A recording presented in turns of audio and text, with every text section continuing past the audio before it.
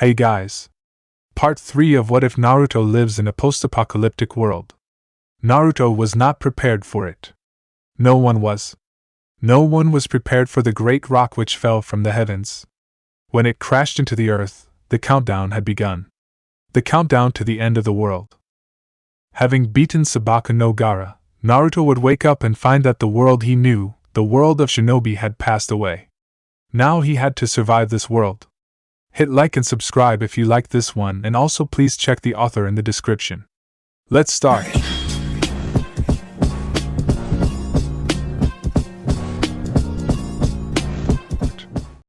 Chapter 5. Naruto dropped his kunai and fell back to the wall. He wasn't sure whether to cry or laugh. Hell, he might have done a mixture of both. One of Kurenai's students was still alive. That alone made the blonde happy. Then there was a young Kunoichi and Tenten, Niji's teammate. If he wasn't so exhausted, he might have hugged them both out of sheer elation. You both have no idea how awesome it is to see your faces, Databeo, Naruto exclaimed as he leaned back against the wall. The two quickly sat next to him. You don't look so bad yourself. Where were you hiding? We searched the tunnels for weeks and never found a soul, Tenten replied. Confused, Naruto pointed upwards. What do you mean? I've been on the surface in the village. You guys won't believe all the crazy stuff out there, he answered back. Tenten and Shino looked at each other. Though it was dark, with 2 flashlights it was easy to do. They looked like they didn't believe what they were hearing. You were on the surface? Tenten asked. The Kyuubi Jinchuriki nodded. Yeah, I'm at my apartment with Ayame-chan and Kurenai-san. Rescued them both and now we've hunkered down, he said. Though he and Tenten didn't see it, Shino visibly relaxed. So, his sensei was still alive after all. Well, that was some good news in this otherwise depressing world. However, that didn't answer the glaring issue present. Naruto, Shino spoke. The blonde turned to him. Are you sure you were on the surface? The former Abure mayor asked. Naruto grew worried. What? Of course I was. Just look at all this stuff I got, he said as he showed them his backpack. He opened it, and both Genin gawked at the supplies he'd gathered. There was some eaten food, 2 bottles of water, binoculars, storage scrolls, and sets of kunai and shuriken. Tenten picked up one of the kunai. She shivered from its cold touch. How long? How long had it been since she felt the feel of sharp steel in the palm of her hand? Way too long. A perfectly well-maintained kunai, and not the rusty ones they'd been using. But that's impossible, the Kunoichi of Team Guy stated.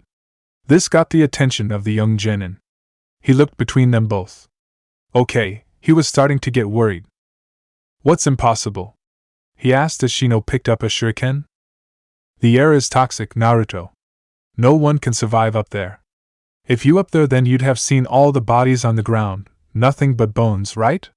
The only places we've gone to are the Forest of Death Tower and the Umbu headquarters. Out the windows, we saw the bodies, Shino replied slowly. Naruto widened his eyes upon this realization.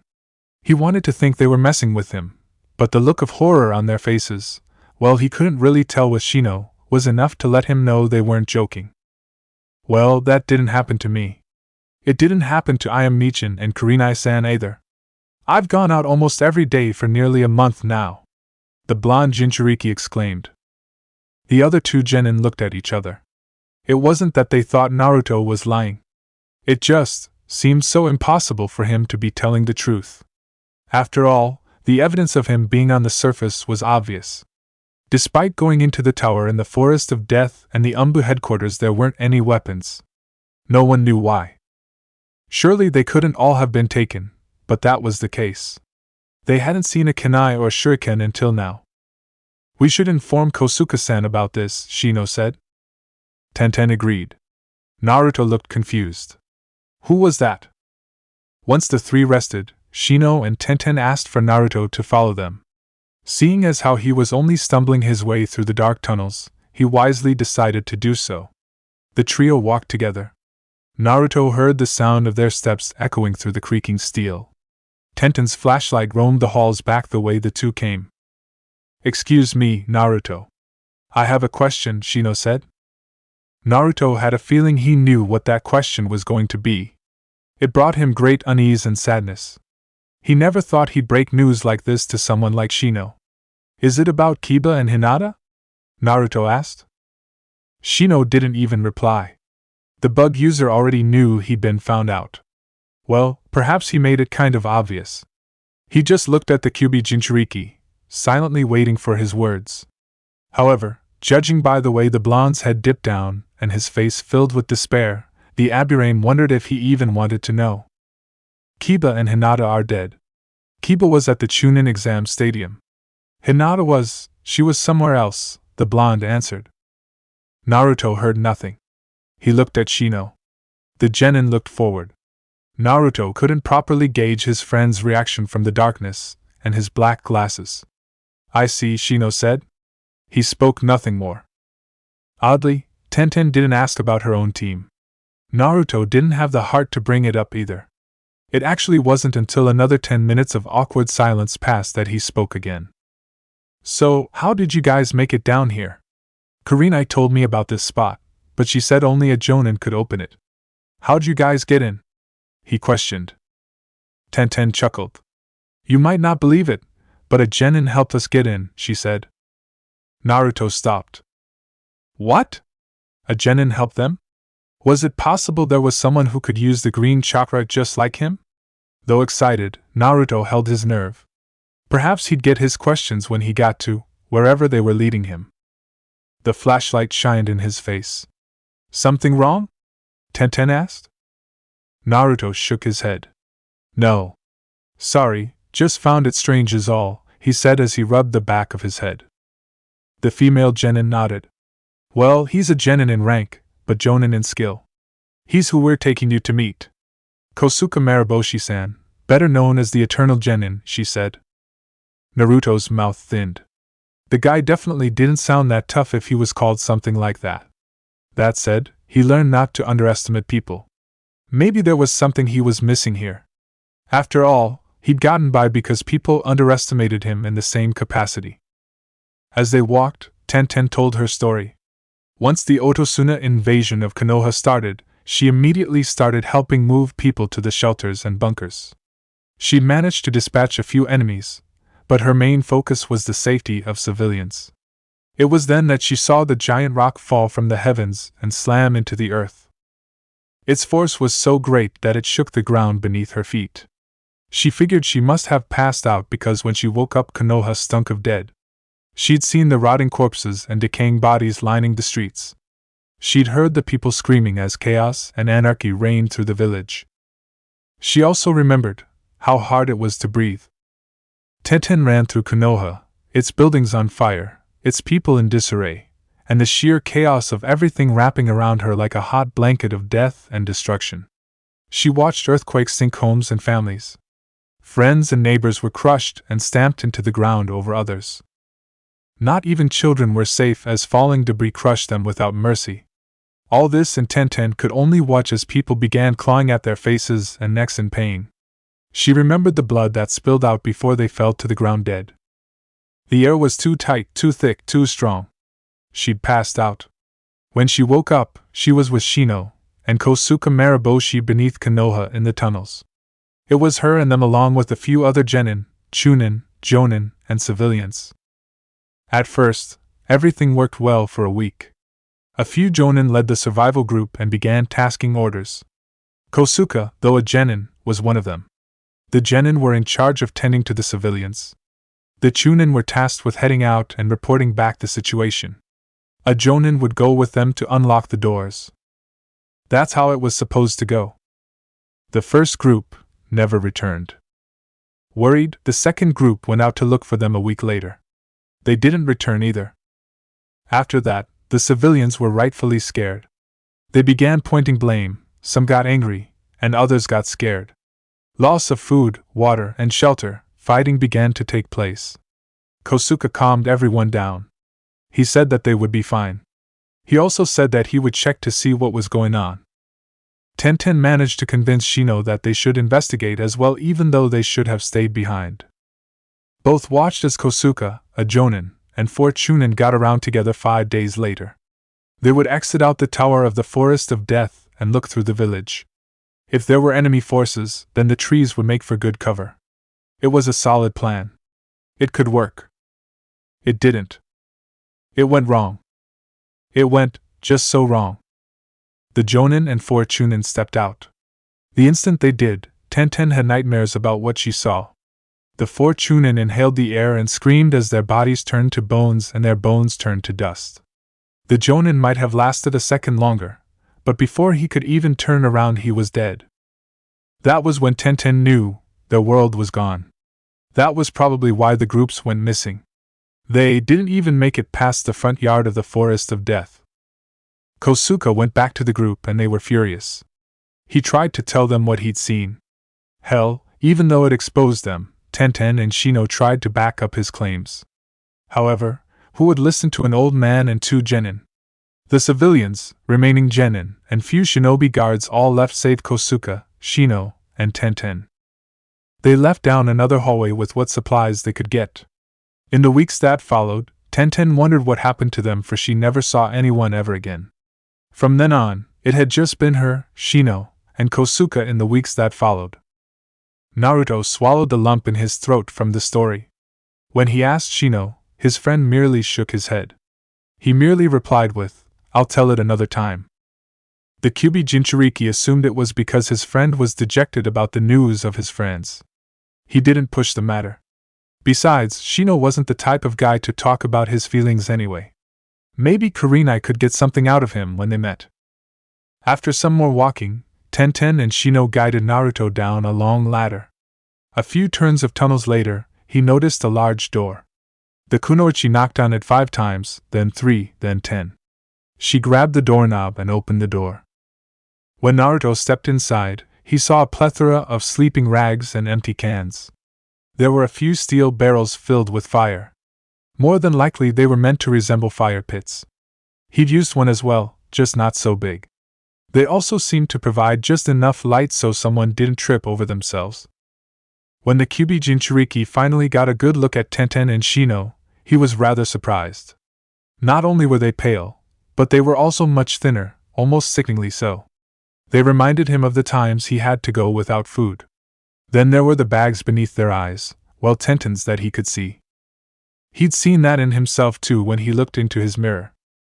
"Nice place," Naruto remarked. "Well, I don't think Hokage-sama created this place for it to be a hotel resort," Tenten answered as she guided him through a hallway with a series of empty rooms. In those rooms, the blonde said sleeping bags and sheets. No doubt, people had been down here with them before. Clearly, they were all that was left. Shino knocked on the door. "Kosuke-san, we've returned early." "It's an important matter," the young genin of Team 8 said.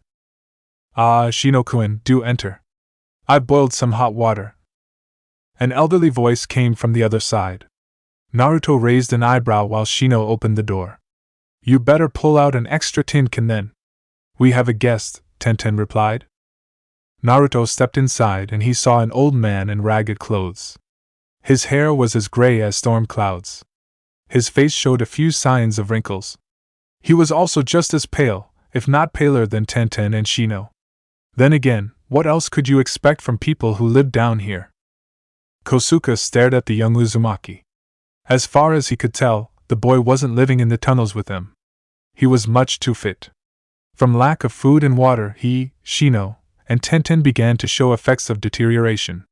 Yet, the Kyuubi Jinchuriki looked as well as he'd ever been.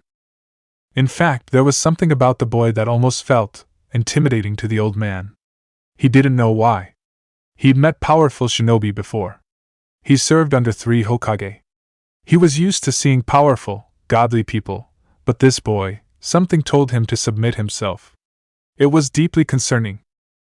It was possible because he was that man's son, but Kosuke somehow doubted it. Uzumaki Naruto. "And here I was hoping for a day where nothing goes on," Kosuke said as he took a can of hot water and sipped it. "You know me, old man?" the blonde asked. Kosuke laughed. "Indeed I do. I'd have to be living under a rock to not know you, Naruto-san. You made use of the Kyuubi's chakra in the Chunin exam." quite the feat for such a young man. This little hut isn't much, but I welcome you, the eternal genin responded. The young genin's mouth thinned before he slowly nodded, somewhat perplexed by this situation. He was offered a seat. He took it graciously.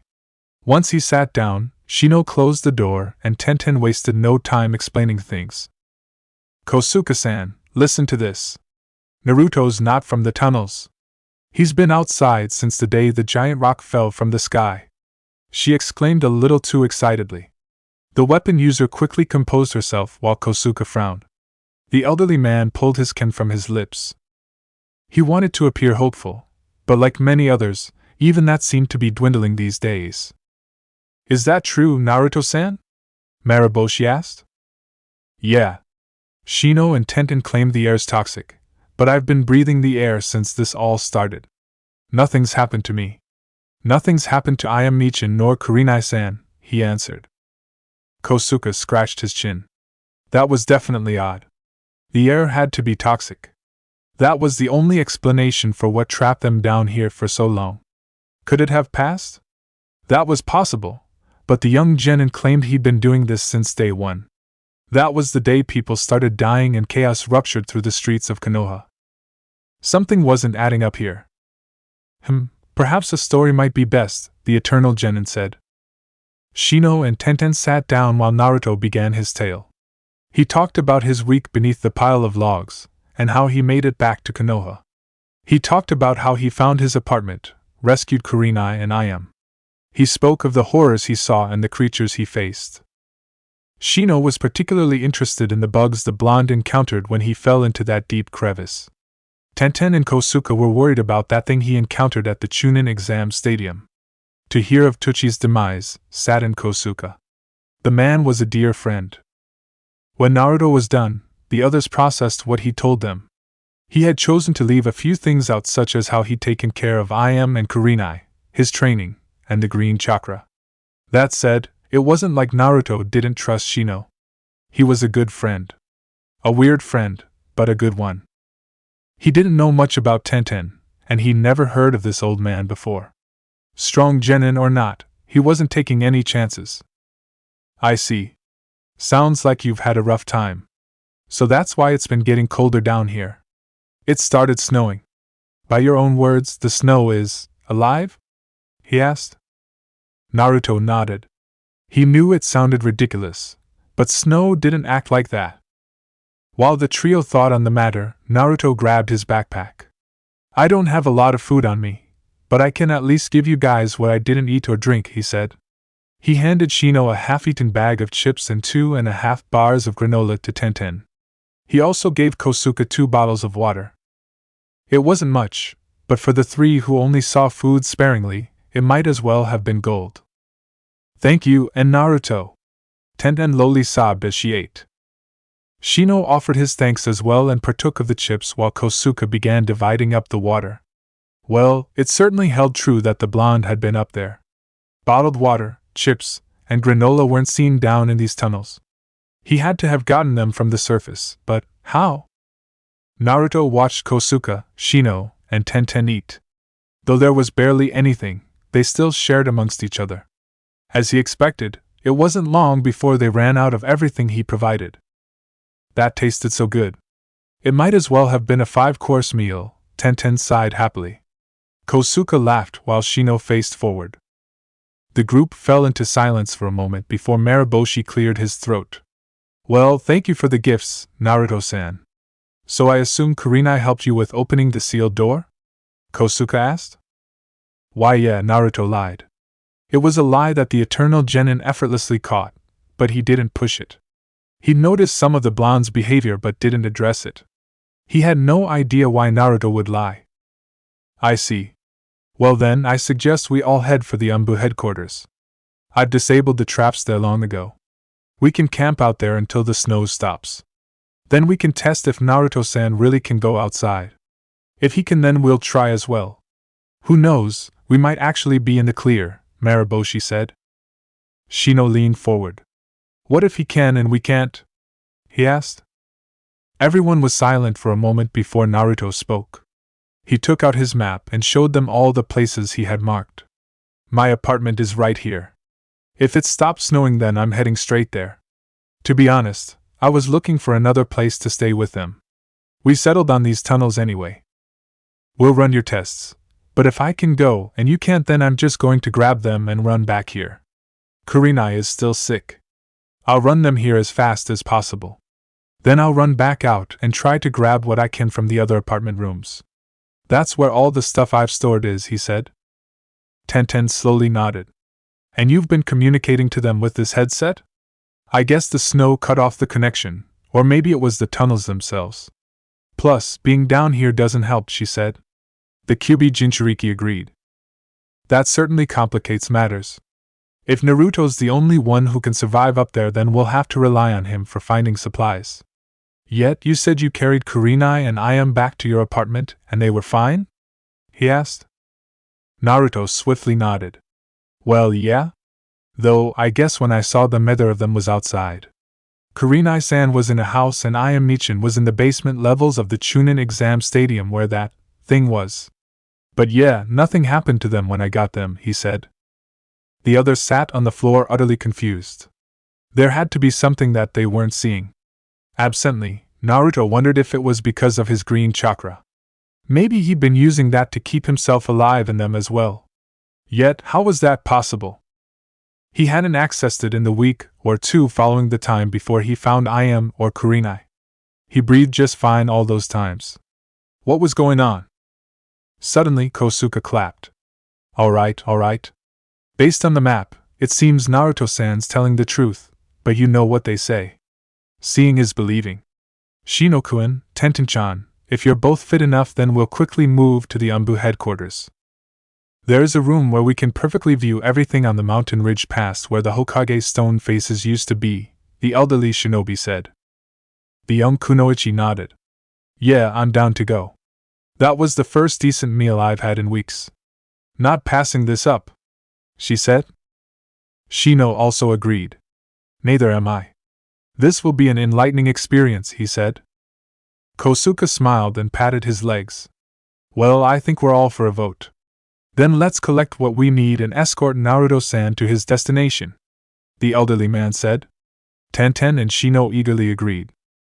While Naruto packed his bag, he felt a hand on his shoulder. When he turned, he noticed the eternal genin staring down at him with an odd smile. It unnerved the young man a little. Neither spoke a word until the older man released his hand and walked out of the room, leaving the Kyuubi Jinchuriki confused. Once Naruto finished packing, he walked out the door. He noticed them waiting for him. Apparently they didn't have much to pack. Watch your step, Naruto. We had several traps down here. Though we never spotted anything, you can't be too careful, she said. He nodded. All right, lead the way then, he said. The three nodded, and before long, Naruto found himself being guided by his two friends and their mysterious leader. The trip wasn't anything spectacular.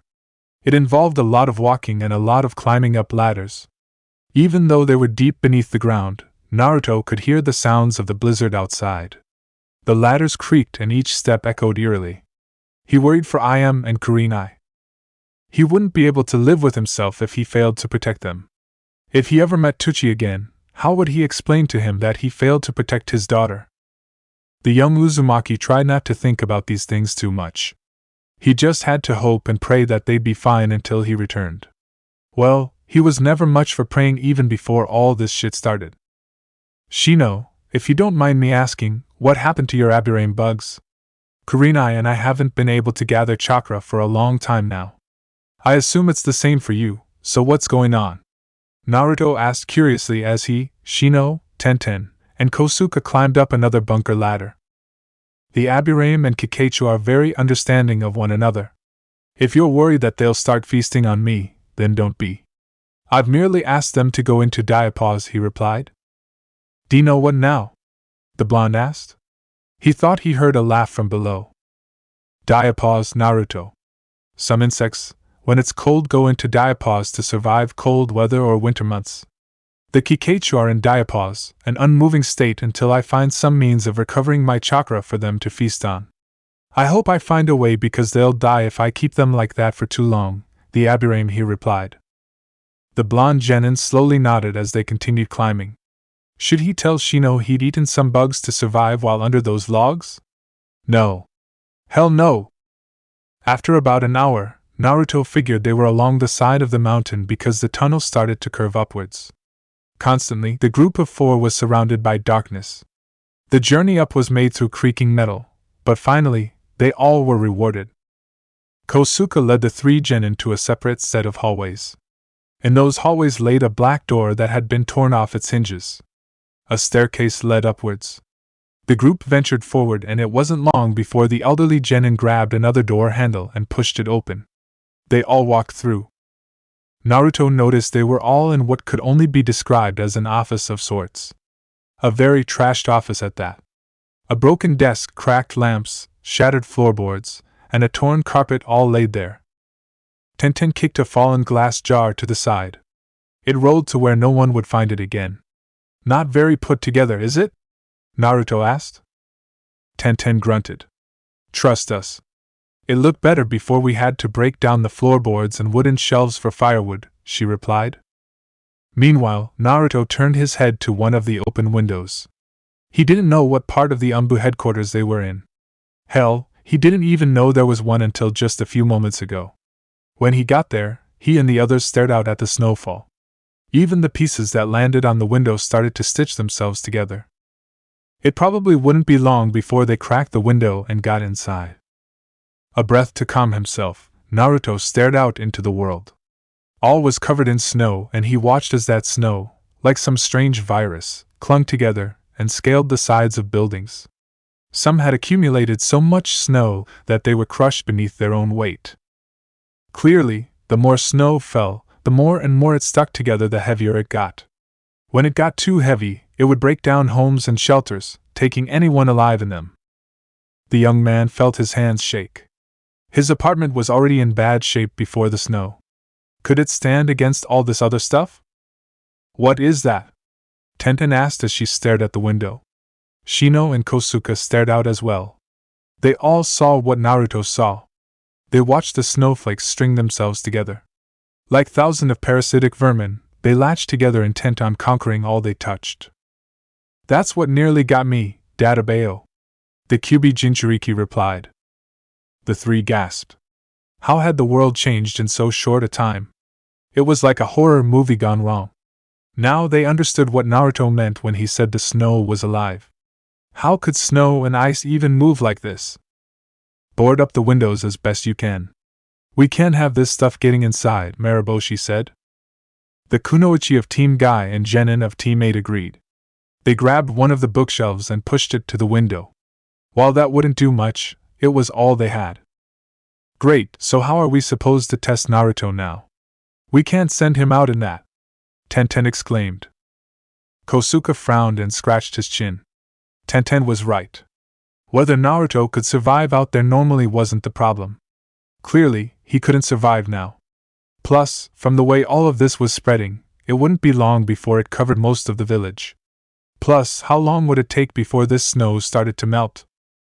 Though the Eternal Genin didn't like the thought, they might have to say goodbye to the Anbu headquarters as well. Wait, I have an idea, Naruto suddenly said. Tenten looked stunned. You have an idea? You? She questioned. A glare was met for her troubles. The weapon kunoichi didn't know why, but she felt a shiver run through her spine at his gaze. It made her feel like just maybe she said the wrong thing. She didn't remember the last time she'd felt so terrified. Hell, she'd been on C and B rank missions before. Yet none of them felt like what she felt now. Was it his chakra that she felt? She didn't think so. It was something more. The kunoichi cleared her throat and wisely decided to keep her comments to herself. Naruto leaned against the wall near the window and turned on his radio. I am Nichin, Kurenai-san, do you read me? He asked. The three widened their eyes. He had a radio.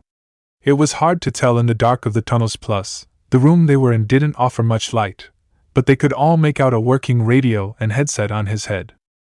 The four waited silently. Naruto felt his heart grow heavy as another structure fell to its knees not far off. The cold wind was a cruel howl in his ears. I am Nichin, Kurenai-san, do you read me? He asked, a bit more urgently this time. Naruto-kun? Oh, thank Kami. We've tried to radio you for the past 2 hours. Are you alright? I asked. Naruto inhaled and exhaled. He chuckled happily and his fist knocked against the wall. Yeah, I'm fine. Listen, I've got some good news. I've met up with a few people. Shino, Tenten, and a man named Kosuke. We're here in the Umbu headquarters, the blonde spoke proudly. You meet Shino? Shino's alive? A soft voice asked. No doubt, Naruto knew that to be the Genjutsu mistress on the other line. Yeah. Hang on, Naruto said. He then took off his headset and handed it to Shino. He pointed at it with the widest grin on his face. The Aburame stared at the headset, but took it all the same. He placed it on his head. Hello? He called. Shino. Thank Kami you're alive. It's good to hear your voice, Kurenai said on the other side. The Aburame heir never thought himself as emotional. Yet not even he couldn't help lifting up his glasses and rubbing his eyes. It's good to hear you as well, Kurenai-sensei. Are you alright? Shino asked. He heard a cough on the other line. I'm doing fine, she replied. As much as Naruto wanted this lovely reunion to continue, he couldn't. He asked for the headset. I am Nichin, how is the apartment doing? He asked. There was a pause on the line. Bad, Naruto-kun. One of the rooms collapses because of all the snow. When I checked, the snow somehow began cracking the walls. It broke inside and shifted the complex. It won't be long until it falls. I think we're blessed we've got this long.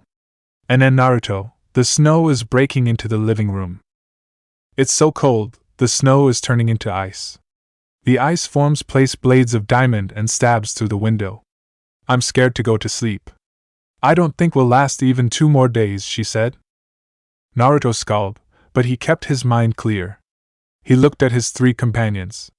He sighed. I am Nichin, gather everything together that you can. Put on any comforting and covering clothes that you can find. Use the towels and bed sheets if you've got to. I don't care. I'm coming to get you both, he stated strongly. What? No, it's too dangerous, Naruto-kun. We could be too far from. Don't argue with me, I am Nichin. I'm not letting you both die. Just be prepared to leave, Naruto said as he took off his headset and handed it to Kosuke. Stay on the line with them. Take me to the front door of this place, he said. Kosuke looked at the young genin. When was the last time he'd seen such a ferocious, commanding fire and eyes like those? Between the chaos that seemed to rule over lesser minds, his mind remained clear and his goals strong. The eternal genin couldn't help feeling impressed and surprised. There were many points he could have argued, but he couldn't bring himself to speak them. Follow me, Kosuke said. They followed him and Naruto ripped off the many curtains, drapes, and anything else he could find. He wrapped them around himself and tasked Tenten and Shino with gathering any firewood that they could. The 2 obeyed without complaint. They broke down the wood from some desks and took some wooden swords from the armor. Naruto, what's your plan? Tenten asked. I'm going to go get them, he replied. The kunoichi snorted. Yeah, thanks. We got that, but what are you going to? She stopped as they all came to the front of the building. Naruto ordered them to drop the wood in the center of the reception area. Yes, apparently the Umbu headquarters had a reception area. Don't ask him why. Naruto stared out into the intense blizzard. He placed his goggles over his eyes. He then reached into his backpack and pulled out some matches. All right, put the wood in here on the floor. I'll set it on fire. Whatever you do, keep it hot, he said. Slowly, Kosuke realized where the blonde was going with this. It was rather unorthodox, but it would definitely work. Though the snow and ice were still fearsome outside, at the end of the day, it was still snow and ice. It was the natural enemy of fire. But can you even find your apartment in this storm? Tenten asked. Naruto snorted. Please, I once found my way home blindfolded, he boasted before he tore off a piece of cloth and wrapped it around his mouth. The rest of the curtains, drapes, and torn carpets he found were tied around his body. His arms, his legs, and his face were all protected. That said, he wondered how long it would stay this way. Alright, I'm as covered as I'm gonna get. Close the door as soon as I'm out. Stay close to the fire, the young genin said. The three nodded. He then grabbed the door hands. Even with his hands covered, they still felt cold. He shivered when he stared at the thousands of snow flurries rushing outside. The Kyuubi Jinchuriki inhaled and exhaled again. He summoned the green chakra in his body and used it on his arms, legs, lungs, and heart. It was rather hard to control so many areas, but he needed to. If he was going to have any hope of getting to them, and them all returning alive, then he'd have to push himself. For them, he'd do it. Naruto pulled the doors open. The frozen winds blasted in his face, but he didn't care. He sucked in his legs. Tenten, Kosuke, and Shino stood stunned as the ground beneath his feet cracked. Then he dashed out with all the force he could put behind his steps. A blast of broken tile from the floor ruptured in their faces as he leapt into the air. Though shocked, they quickly grabbed the doors and closed them. The Kyuubi Jinchuriki felt the snow cling to his clothes as he sailed through the air. He landed on a rooftop. It was cold. It was so very cold. His body already felt heavier. No doubt the snow was stitching together, ready to overtake him if he stayed. He jumped off the building's snow-covered rooftop, snow stretching together beneath his boot. Naruto ran and ran and ran. He ran so hard his lungs burned. He wouldn't let it happen. He wouldn't let them die. He'd seen enough death to last a lifetime. If he could help it, he couldn't stand the thought of losing anyone else. He knew it might break him down if it did. As the young genin landed on another rooftop, he lifted up his leg, but it was stuck. He looked down. The snow was beginning to crawl from the rooftops and onto his boot. He forced the green chakra to move him. He leaped into the air and continued dashing to the southeast. Though the winds were fierce, his determination was fiercer. Naruto panted as he felt his covering get stronger still. How much snow had accumulated on his body? He'd rather not count. It would just distract him. The Kyuubi Jinchuriki zoomed in on his apartment.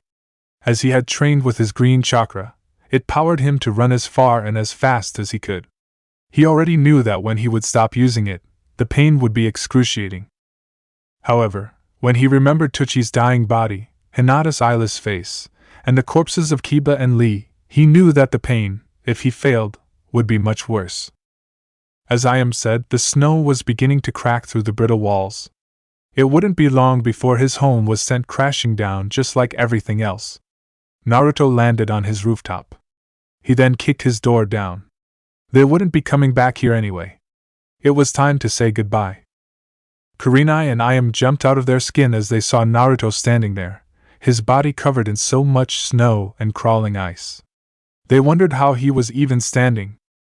Naruto-kun, Ayam said before the blonde moved. I'll take Kurenai-san first since she's the most vulnerable.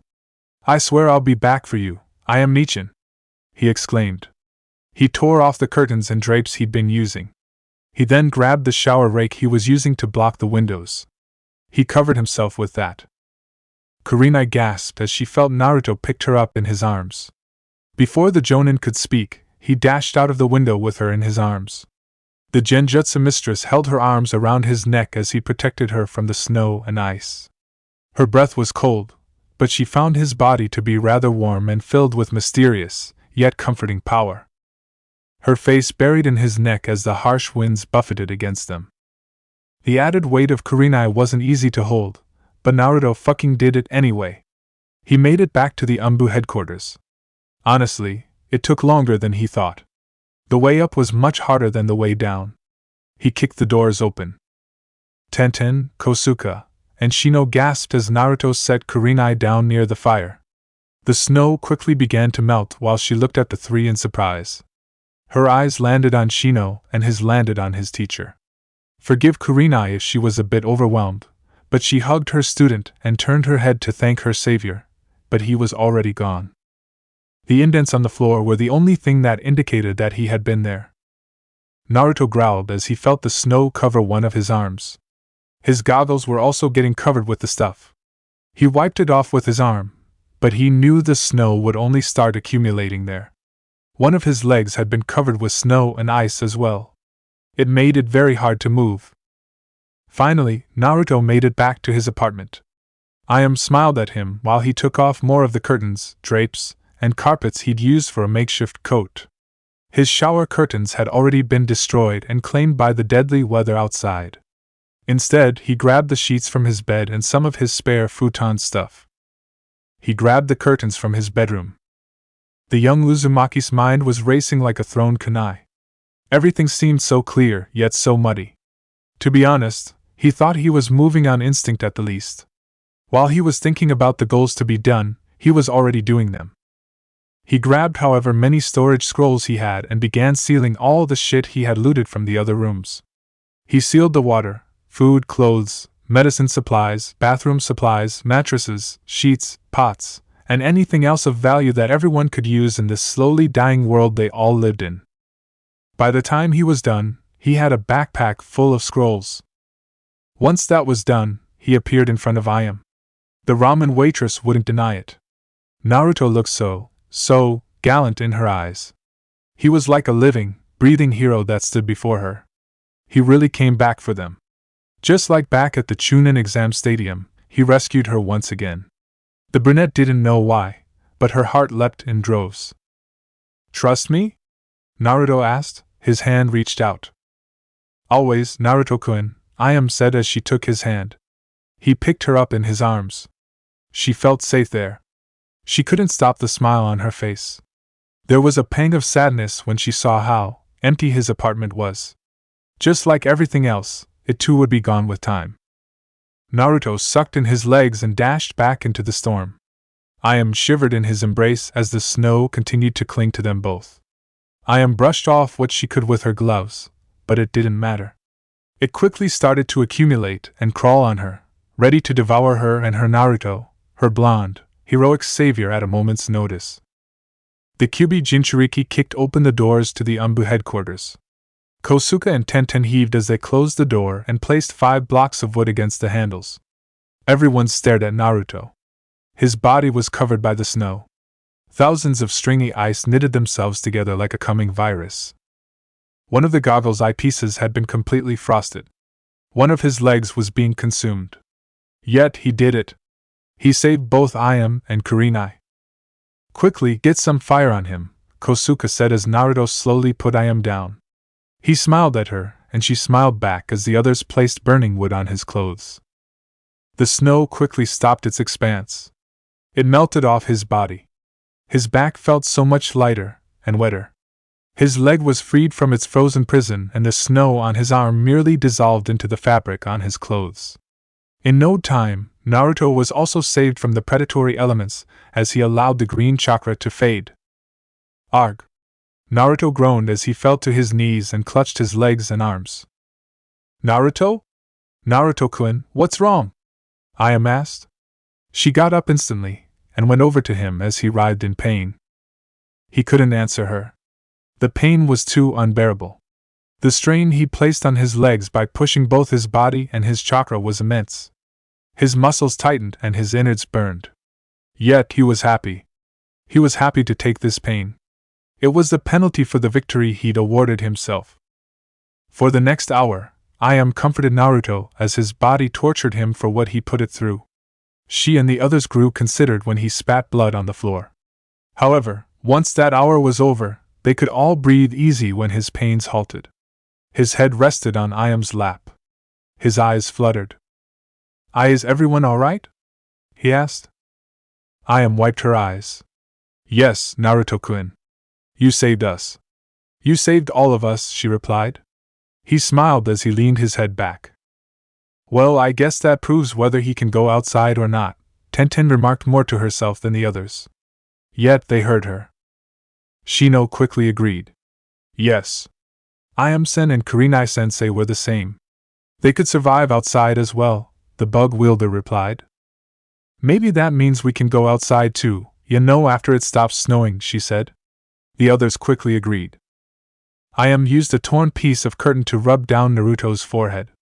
He'd been sweating quite a bit since his pains subsided. She took off his backpack and tossed it to the side. So you've all been living in the tunnel system designed by Sandame-sama for a month? She asked. Indeed. However, I'm more intrigued by Naruto-san. He managed to run from the Umbu headquarters to his apartment in the southeast quadrant of the village in under 6 minutes. Even most jonin would need 10 minutes to make it that far. How did he get over there so fast? Kosuke asked. Unfortunately, the only person who could answer that question was currently resting on Ayam's lap near the small fire pit Tenten and Shino made. They looked at him as he slept. After about an hour passed, Naruto opened his eyes. Glad you're awake, Naruto-kun, Ayam said with a welcoming smile. The Kyuubi Jinchuriki slowly leaned up and rubbed his head. He noticed he passed out just in front of the door where the freezing blizzard raged. How long was I asleep? He asked. About an hour, Ayam answered. Naruto rubbed his neck and stared at his bag. Everyone surrounded him. All right, let's get away from the doors. Kurenai-san is still sick. I also got everything from my apartment. We'll need to sort everything in the tunnels, he claimed. Shouldn't Kurenai-sensei be telling us our next plans? She's the highest ranked official here, Tenten said. She didn't think what Naruto said was a bad thing, but she did think the Jonin should be the one leading the effort. The Genjutsu mistress sighed. Listen to Naruto. I'm not in the condition to lead anyone. Besides, he's the one who knows the most about the situation outside. I also hate to admit it, but out of all of us, he's the only protector we've got right now. We'll have to see what happens when I feel better, but if your stories are anything to go by, then there's a reason you three weren't able to go to the surface. If the same does apply to Ayam and myself, then Naruto's our only hope of surviving, the black-haired woman said. Tenten opened her mouth to speak, but nothing came out. I second your idea, Kurenai-san. Until this blizzard blows over and we can truly test if Shino-kun, Tenten-chan, and myself can weather the environment, Naruto is all we have, Mariboshi suddenly said. Everyone turned to Naruto, and suddenly the blonde felt a little out of his element. Everyone looked to him, ready to follow whatever he said. It was a rather nice feeling, if an uncomfortable one. He cleared his throat and stood to his feet. He wobbled a moment and felt a little dizzy, but with Ayam's help he stood straight. All right, Kurenai-san, can you walk? He asked. The Jonin nodded. He nodded back to her. All right, Kosuke-san, lead us back through the tunnels. Once we're back there, I'll start rationing everything. Ayam-san, Kurenai-san, and Kosuke-san can help with that. Tenten, Shino, gather all the wood and any burnables that you can up here. That fire isn't gonna last forever, and I bet the window's gonna break from the ice outside. Probably won't be long until this place is overrun too, Databeo, he remarked. Everyone agreed. Kosuke helped Kurenai while Tenten and Shino started collecting what they could. Ayam helped Naruto to his feet. He grabbed his backpack and everyone began their trek back to the tunnels. They left the burning fire there. With any luck, it would keep the ice at bay for a little bit before it went out. In the back of Naruto's mind, he wondered if the snow would last so long that it would reach the tunnels. He'd have to keep an eye on that. If it did, then it was likely to grow in places with no heat to burn it away. If they weren't careful, then even the tunnels wouldn't be safe. Truth be told, Naruto was running out of options. The group of 6 went back the way they came and entered the tunnels. Kosuke pulled the bookshelf back against the walls and closed the door behind them. Kurenai walked a bit unsteadily, but she kept up with everyone. By the time they returned, everyone was a bit exhausted. Kosuke opened the door to the underground bunker area for the group. Ayam and Kurenai surveyed the living conditions. Just as both thought, it looked worse than they had envisioned. Just like Naruto, they heard the story of how Tenten, Shino, and Kosuke got down here. It wasn't a great tale. Everyone sat in the resting area. Ayam gently laid Naruto down while he lowered his backpack. The barrels of fire provided little light, but Tenten tossed some of the wood they'd gotten into them. She stoked the flames and they got a lot brighter and a lot warmer. Naruto opened the flap of his backpack and everyone noticed the numerous scrolls stuffed in them. Alright, first things first, Naruto said as he unfurled the first scroll. Out came various bottles of medicine, pills, and other supplies related to the medical field. He picked up one of the medicine vials. This one's good for every 6 hours. Helps with cough, sickness, and sore throat. This'll do, he thought. He then handed the vial to Kurenai. This'll be your medicine now since the other vial ran out. Take it every 6 hours, he stated. Kurenai took the medicine from him and looked it over. Once she inspected it, she took her first dose. Once Kurenai's needs were met, Naruto began unsealing all the scrolls he'd used. Kosuke, Tenten, and Shino were stunned at the jugs of water, boxes, and crates filled with canned and packaged food, along with various clothes. The young kunoichi gawked when she saw the female undergarments. She glared at Naruto, but he merely shrugged. Hey, if she wanted to complain then she could go without them. What did it matter to him? I am Nichin told me we were getting low on water, so try not to drink it all. I'll need to find a way to go back out if the blizzard doesn't stop. I am Nichin, make a list of all I've collected. Kosuke-san, keep an eye on all the things everyone takes. Shino, Tenten, and I will make space for all this stuff. As for Kurenai-san, she needs as much rest as she can get, he said. The Kyuubi Jinchuriki unsealed his mattress and the sheets and covers. Kurenai would have wanted to complain, but one look in the blonde's eyes and she had no fight to give. Instead, she just crawled on the mattress, next to the fire pits, and fell asleep. So, per Naruto's orders, everyone got to work. Ayam made a quick tally of everything the group had on a table the blonde also unsealed. She worked closely with Kosuke as Shino and Tenten were allowed food and bentos from the boxes unsealed. Meanwhile, the 3 genin moved most of the boxes to another room that wasn't being used. They also strung up a set of 5 candles in 4 tunnel hallways for light. As night fell over Konoha and the tunnels became colder, Tenten, Shino, and Kosuke ate like they never ate before. Ayam and Naruto watched the 3 eat like they never ate before. By the time they were done, Naruto had to wonder if he should jot down more places on his map for food. Clearly, having doubled the number of people wasn't going to cut it anymore. Of course, once the dinner was sorted, Kosuke spent some time working out what they had all eaten, drank, and used to wash up. He informed Ayam and Ayam in turn informed Naruto of the list. Between all the moving around, everyone became very tired. The sleeping arrangements were made. Naruto, Kosuke, and Shino were in one room. Tenten, Ayam, and Kurenai were in the other. However, that arrangement wouldn't last for very long. Late into the night, Ayam tossed and turned. She couldn't go back to sleep. She'd gotten used to having Naruto next to her. Having him by her side comforted her. She hadn't said it, but she'd been a nervous wreck when they lost communication. She'd assumed the worst. Thoughts that she didn't want to entertain kept coming into her head. She couldn't take them. Even now, they continued so much that she started to sweat. Call her weak if you must, but she couldn't live like this. So Ayam picked up her pillow and sheets. She walked over to the men's door and gently knocked on it. Naruto-kun? She asked as she opened the door. She stepped through and rubbed his shoulder. The blonde opened his eyes. What is it, Ayam Nichin? He asked tiredly. Ayam blushed and grabbed his arm. She pulled him out of the room. Though he was tired, it didn't take him long to realize what was going on. They walked to another room. Naruto lit a few candles while Ayam laid out another futon and some sheets. Both slipped into the bed. Now that he was awake, Naruto reached under his shirt and pulled out his journal. He felt Ayam wrap her arms around his waist. She smelled good. Ugh, not again. He whined to himself before he pulled out a pen. Naruto's log, day 34. A lot's happened.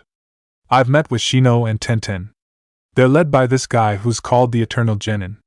His name is Kosuke Mariboshi.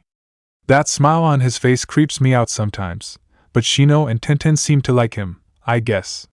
He also appears to have the respect of Kurenai-san. He must be powerful if he's that old, and still a shinobi. I also saved Ayam Nichin and Kurenai-san from my apartment. I'd rather not tell them I can't feel my legs right now. Every step I took today was painful. We distributed the food and other supplies.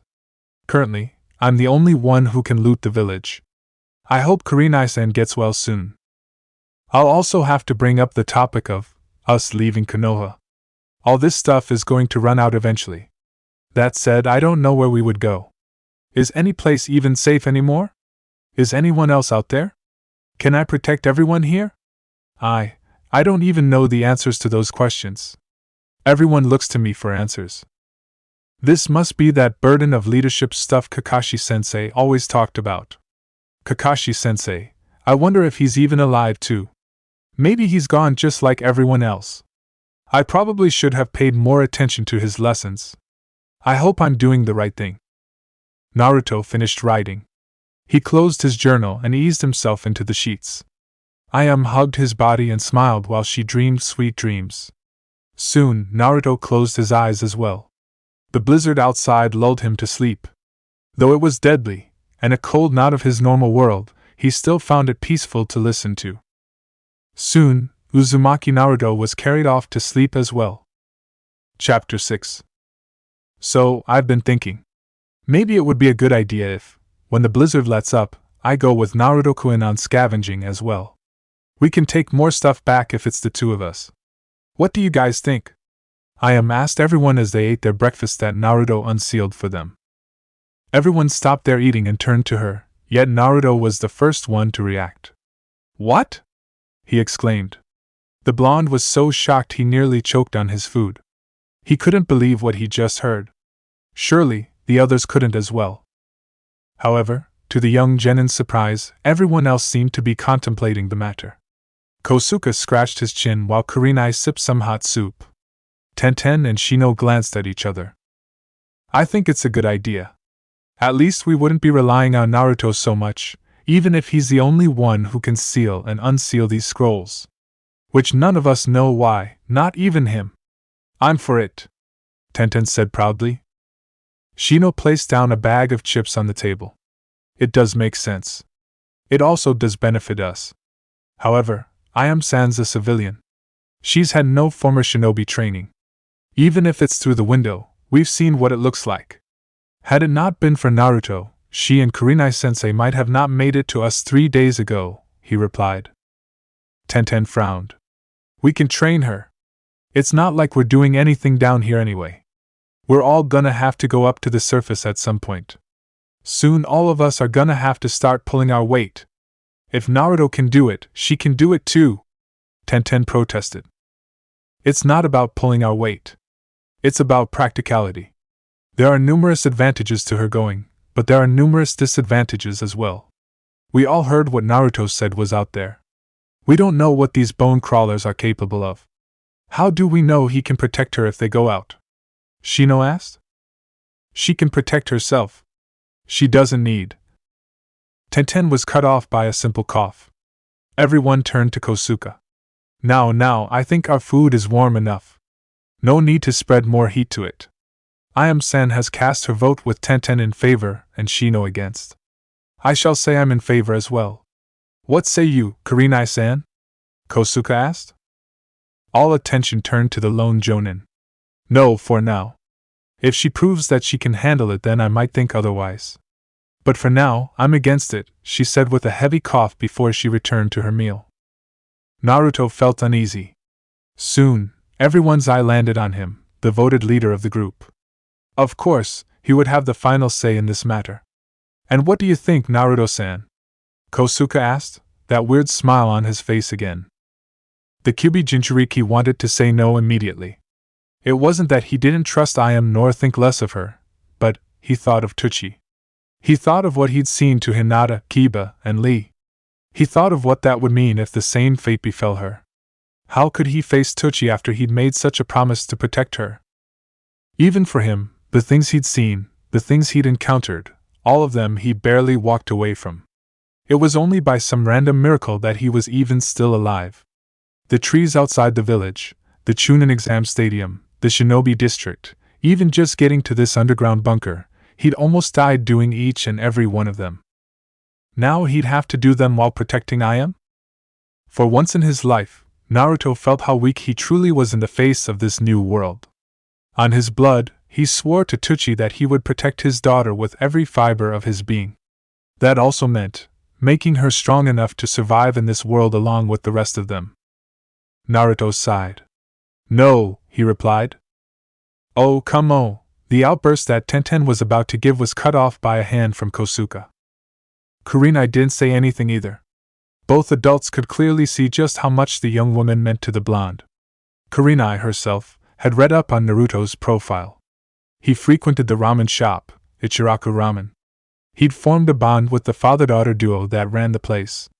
It was only natural that he wouldn't want her out there. Perhaps not Kosuke, but Kurenai indeed wondered just how gone he would have been if even the ramen waitress didn't make it. Ayam held her head down. Did she feel frustrated?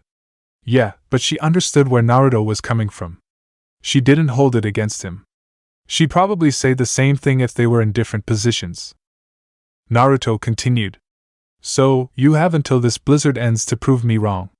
When it stops snow, we're going out, he replied. Everyone widened their eyes. Ayam stared at Naruto in shock.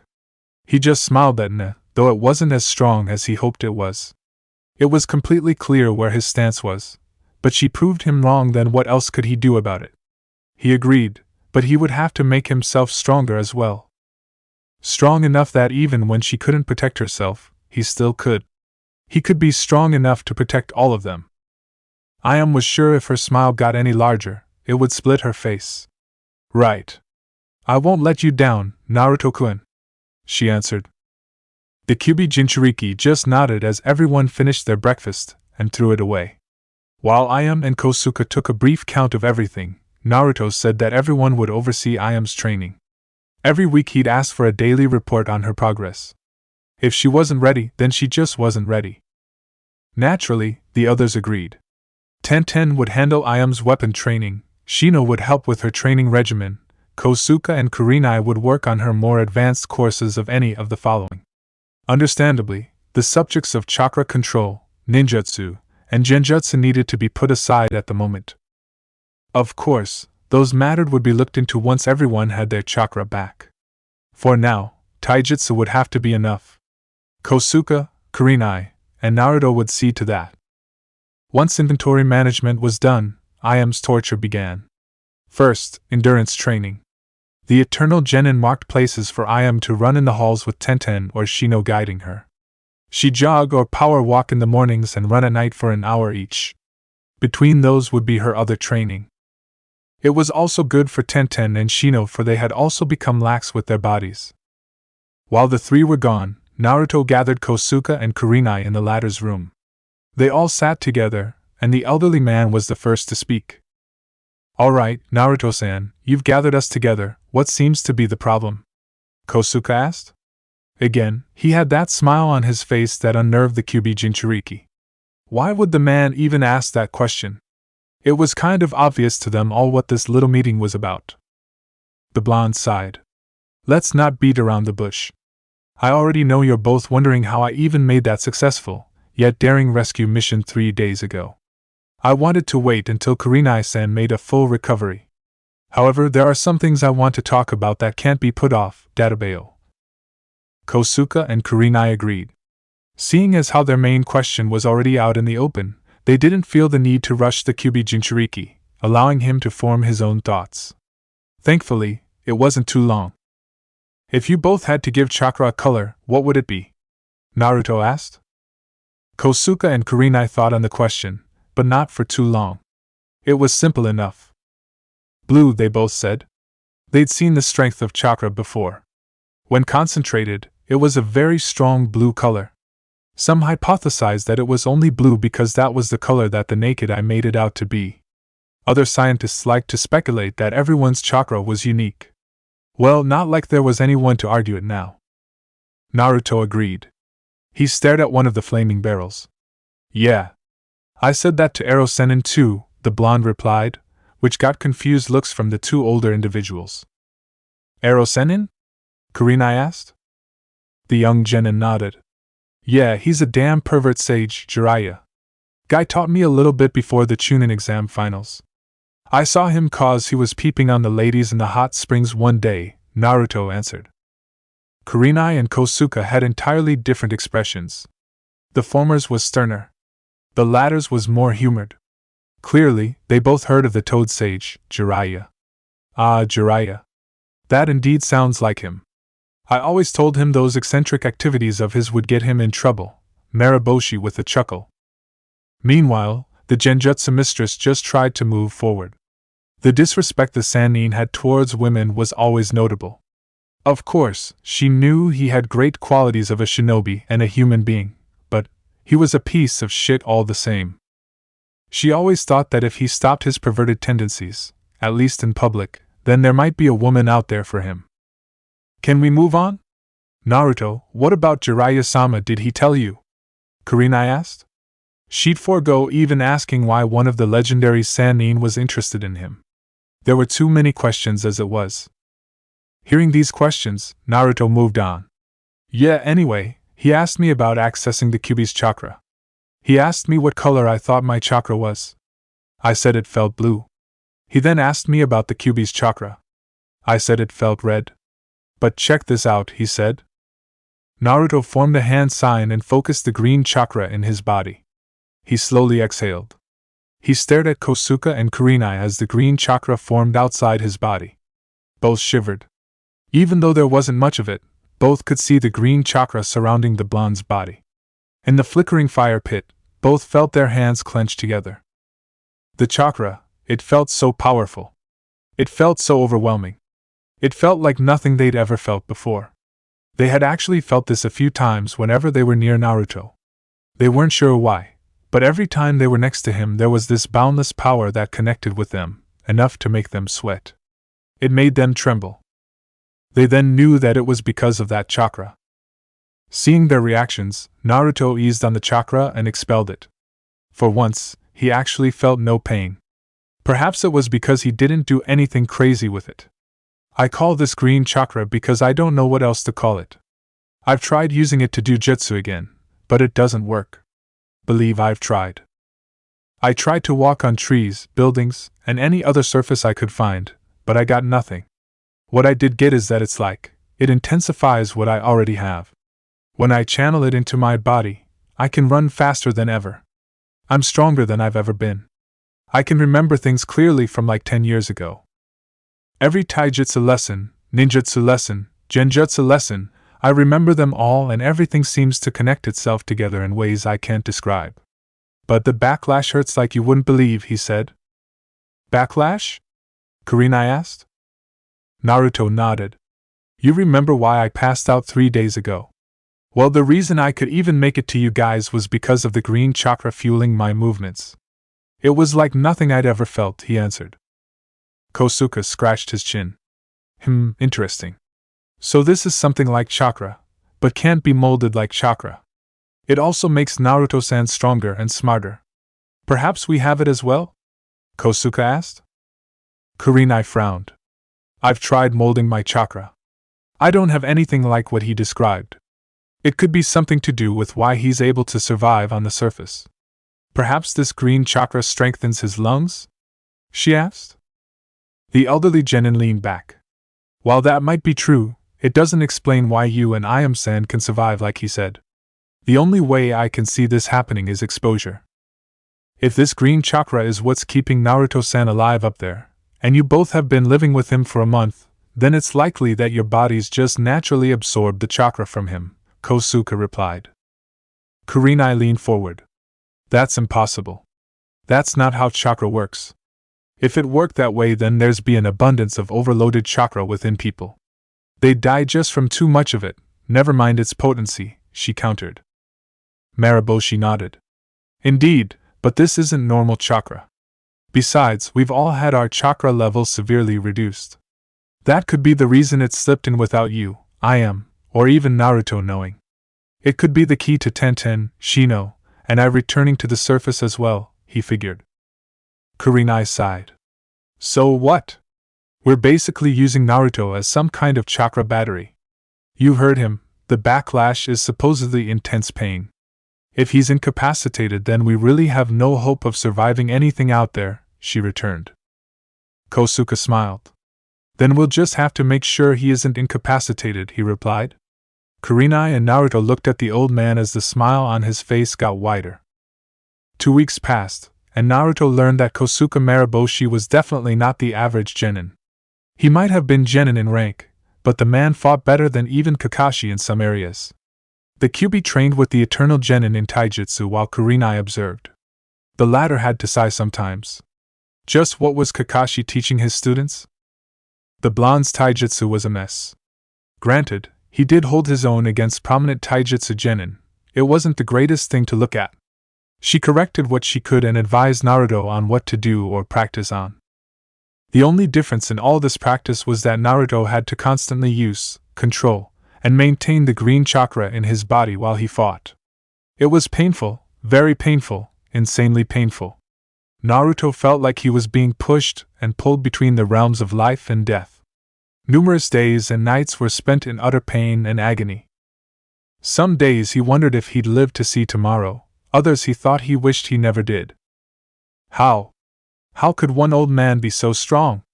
Naruto remembered the clashing of kunai, the punches to the face, and the gut, each strike a flowing motion in his mind for him to remember later. Each lesson was a strain on his head. As for Kosuke and Kurenai, either was sure what to say. For Mariboshi, it was a challenge to even hit Naruto himself. He didn't know why. The young boy, though strong, wasn't something to be feared so mightily. Each strike he let out was filled with fear when he struck the blonde's face. Each kick, punch, and rebuke was a fear of being judged harshly. It was hard to stand in his presence, against that terrifyingly overwhelming green chakra. Kosuke had to constantly stop himself from apologizing for every beating he gave the blonde. He couldn't understand it. Kurenai watched him practice in his off days. She remembered her gasp when he threw a kunai with such force that the air around them bursted like a bubble.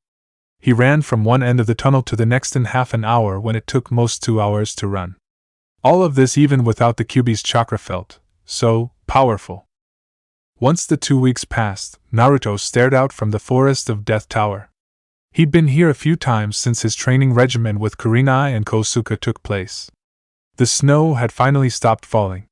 Hell, it actually dried up. There wasn't a sign of it anywhere on the trees or on the ground.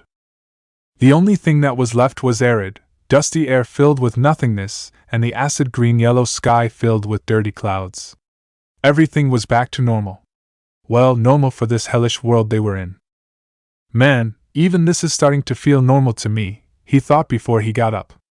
He grabbed his backpack and ducked back into the tunnels. He ran through the numbers halls before he finally made it back to his group. Everyone looked at him with great expectation. It stopped snowing, he said. The group breathed easily. Naruto and Ayam shared a look. Both quickly nodded while Naruto took out a map.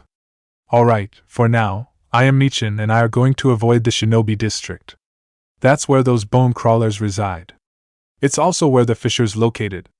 I do still want to attempt a raid of that spot for the bank, he claimed. Yeah, you've talked about that before. Why do we need the bank exactly? Tenten asked. Naruto's mouth thinned before he decided now was the best time to bring it up with everyone. Because we might have to consider the possibility of leaving Konoha, he said, finally dropping the news he'd held ever since he visited his own apartment complex. The bunker was deadly silent. The only thing that could be heard was the distant sound of water drops on some steel.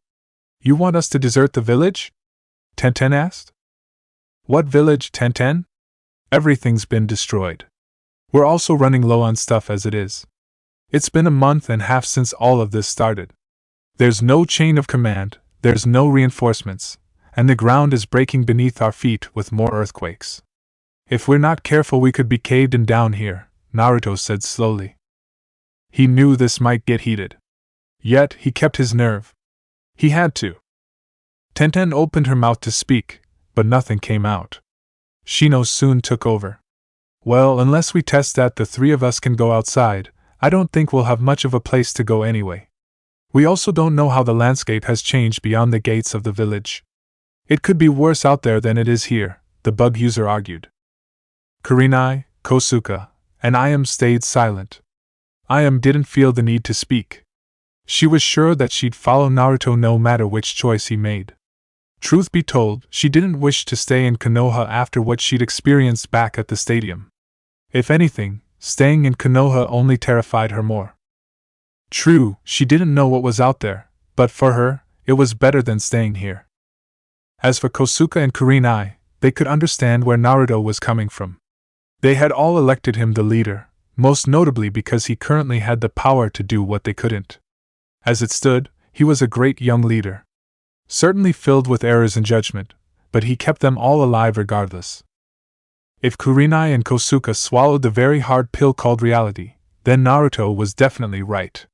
They couldn't stay here. Both had felt the earthquake some time ago. It was easily the scariest time for them all. Kosuke even wondered if the ground beneath the steel tunnels would collapse in on itself. Them staying here wasn't guaranteed survival. Hell, they didn't want to sound defeated, but was anywhere safe anymore? Naruto had to do what was best for the group. In his mind, that meant leaving behind this broken, chaotic village that had been everyone's home for years. Even just yesterday, Kurenai, who'd been feeling much better, walked through the forest of Death Tower for a time. As she was walking, one of the upper floors caved and caused a devastating crash that blocked all access to any steps to the roof. Even that tower was fading away. There was nothing she could do to stop it. Naruto rolled up the map. For now, it's just a suggestion, Databayo. I don't like it any more than you guys do, he answered back. Yeah, right. I bet there's no incentive for you to stay here. Just because you don't have anyone doesn't mean the rest of us don't, Tenten grumbled before she widened her eyes and covered her mouth. The weapon mistress frowned as she forced herself to look up. Everyone looked at her with disapproval, but the eyes she couldn't stand were Naruto's. He didn't even look angry at her. He just looked sad, hurt, and guilty. I'm sorry. I didn't mean, Tenten stuttered while Naruto stood up. Yeah, I know. Come on, I am Nichin. We have to get ready, Naruto said. Right, I am said as she got up and left with him. This left Tenten wishing she could just bury herself in a hole and never come out. Kosuke and Kurenai sighed. This was clearly not going great for anyone. After about 10 minutes, Naruto and Ayam returned fully dressed. Both had backpacks with sets of kunai and shuriken. Alright, we'll be back soon, Naruto said. He then set a radio on the table. Kosuke took the radio and headset. Be safe out there you two, he said. Shino and Kurenai waved them off. Tenten was nowhere to be seen. Naruto and Ayam nodded before they walked out of the bunker door and roamed the tunnels. The walk was strangely quiet, and not the good kind that Ayam liked. The sound of their steps was the only noise made between them. This continued until they made it to the ladder beneath the crushed rubble of the Hokage mansion. Ready? Naruto asked. Ayam firmly nodded. Yeah. The aches in my arms and legs tell me I am, she laughed. She was happy to know she got a snicker for that. Naruto then climbed up the ladder with Ayam behind him. Before long they made it to the door. Naruto punched it open and it swung with a creaked thud. The arid winds that Naruto came to know blasted in his face. The sands on the ground rolled through like leaves in the fall. He pulled himself up and helped Ayam out. He pulled up his face mask and gave Ayam his goggles. He'd find a pair for himself somewhere else.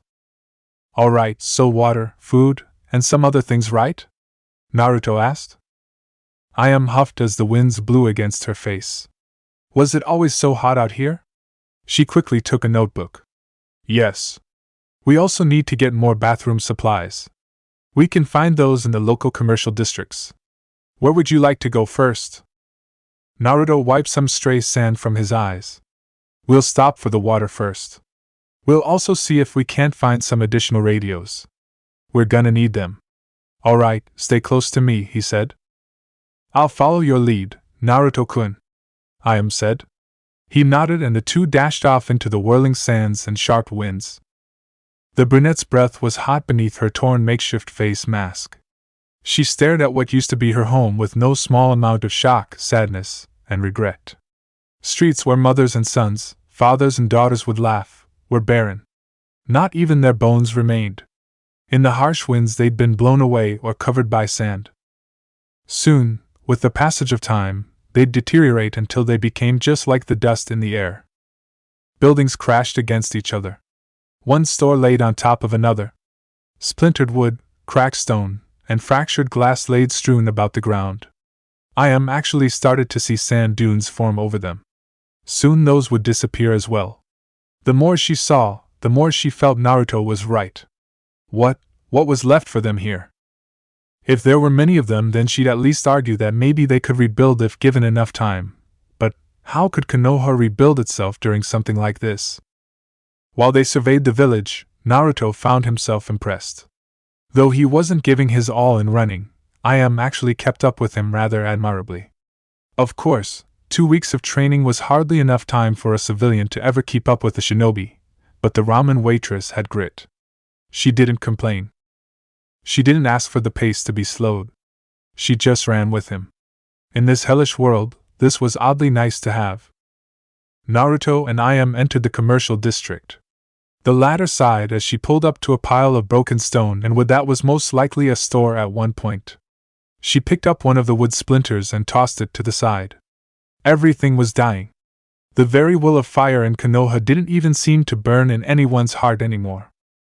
The ramen waitress threw the board to the side before she turned her head to what her partner was looking at.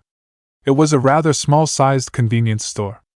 Even it seemed to be on the verge of breaking down. Just how many structures were left standing? All right, let's pick this place clean, Naruto exclaimed rather excitedly. I agreed. The two slowly stepped through one of the broken windows. The sandy air outside blew past them with a solemn howl. Naruto helped down while they peered over the store. Broken magazine shelves littered the right side of the store while détente bottles and busted bags of food surrounded the left. The Kyuubi Jinchuriki and the ramen waitress got to work. They decided that since Naruto was the only one who could seal their things, for now, they would just gather everything in the center of the room. They worked meticulously. It was a shame the perishable foods had long wasted away. Most of the food and refrigeration units had grown spoiled and rotten. That said, the food on the shelves was the usual free game. Naruto grabbed some more chip bags, snacks, candies, cereal boxes, juice containers, sugar, salt, and any other thing that one might find in a store like this. Don't ask him why he thought he might need sugar or salt or other condiments, but they were there so he took them. As for she grabbed water bottles, juice containers, a couple of boxes in the back rooms filled with other supplies that didn't make it to the shelves, along with pots and pans. She also decided to grab some magazines and books from the shelves. No one would be watching TV or going to the movies anymore, so maybe everyone would find comfort in some books.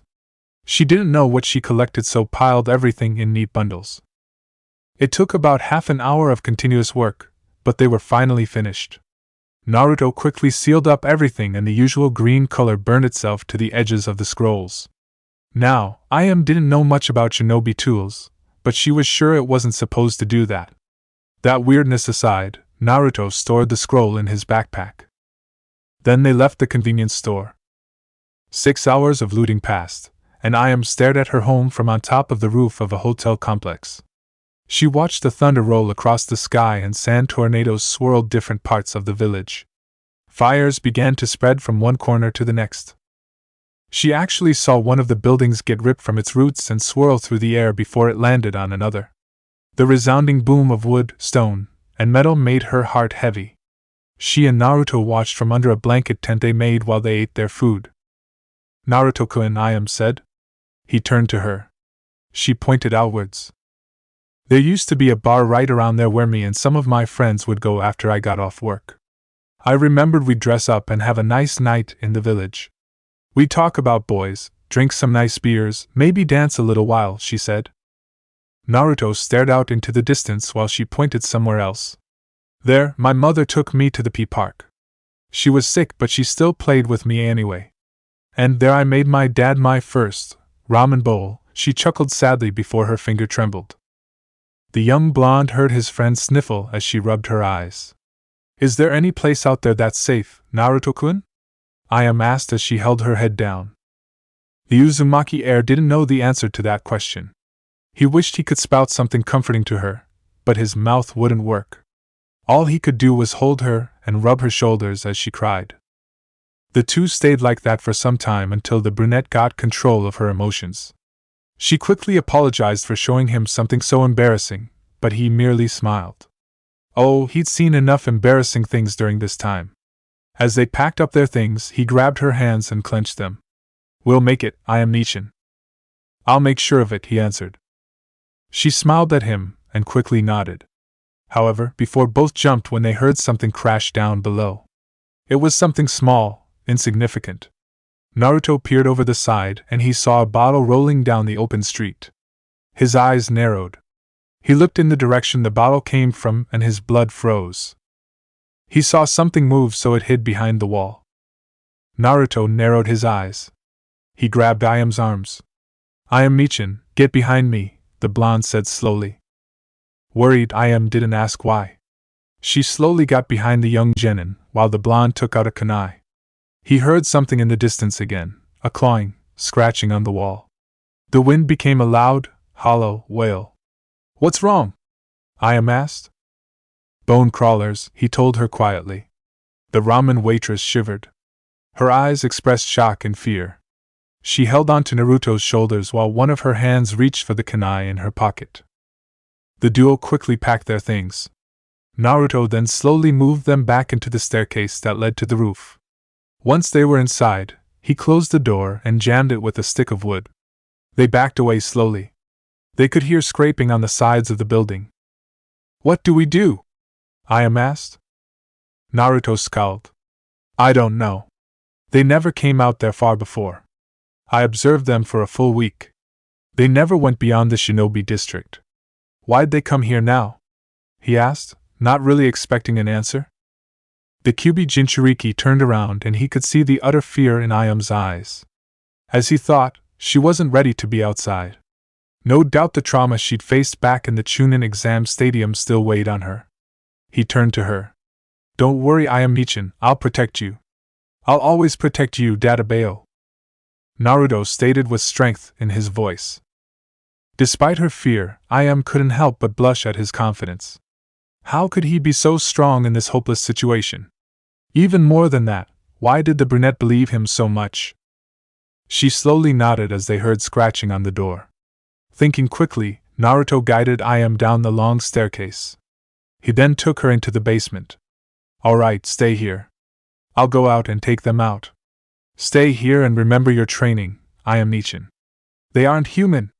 Don't be afraid to cut them down," Naruto exclaimed. Iam grabbed the kunai tight and nodded. Meanwhile, Naruto exited the basement and closed the door behind him. He had passed the wine cellar on the way down. He grabbed one of the tall wooden wine cracks and slowly sealed the bottles of wine so as to not make noise. He then pulled the wine rack in front of the door. If any did get past him to Iam, then he was going to make sure they fucking worked for it. As Naruto walked up the stairs, his ears picked up on the sound of something breaking further up. He recognized it as the wood he used to block the rooftop door. He pushed the green chakra into his ears. 1, 2, 4, 7. 7 bone crawlers, Naruto thought to himself. The Kyuubi Jinchuriki inhaled and then exhaled. It was strange. He didn't tremble like last time. In fact, he felt good. No, he felt great. No, he felt wonderful. He was calm. He was focused. There was no panic. There were no second guesses. There was only one objective in his mind. Protect Iam. Nothing else mattered right now. The blonde closed his eyes. The green chakra rose from the pit of his stomach like a raging inferno. He willed it to seep into his arms, legs, eyes, ears, and lungs. Wherever it could go to help him fight, he tried sending it there. Once he felt the familiar pain rushing through him, he smiled. The young genin then slammed his palms together. Naruto gritted his teeth and forced the green chakra to explode out of his body. It cracked the wooden ground beneath his feet and the walls surrounding him. He didn't bother hiding. They would already find him. After all, he pretty much just told them where he was. Now, all he had to do was wait. Now, all he had to do was prepare. After about 5 or 6 minutes, Naruto opened his eyes. A bone crawler stood in front of him, much larger than the ones he'd encountered last time. This one was easily over 10 feet tall. Its head comically brushed against the ceiling.